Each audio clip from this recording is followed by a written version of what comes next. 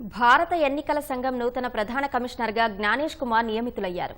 ఈ మేరకు రాష్ట్రపతి ద్రౌపది ముర్ము ఆమోదముద్ర వేసినట్లు కేంద్ర న్యాయశాఖ వెల్లడించింది. ఎన్నికల కమిషనర్ల నియామకంపై తీసుకొచ్చిన కొత్త చట్టం ప్రకారం నియమితులైన తొలి సీఈసీగా జ్ఞానేష్ కుమార్ నిలిచారు.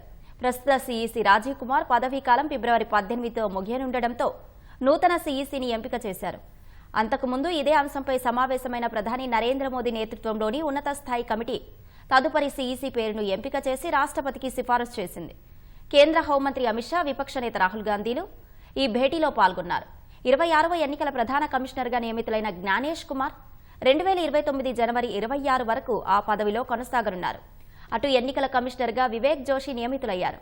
కేరళ క్యాడర్కు చెందిన 1988 బ్యాచ్ ఐఏఎస్ అధికారి అయిన జ్ఞానేష్ కుమార్ ప్రస్తుతం కేంద్ర ఎన్నికల సంఘం కమిషనర్గా విధులు నిర్వర్తిస్తున్న ముగ్గురు కమిషనర్లలో రెండో సీనియర్గా కొనసాగుతున్నారు.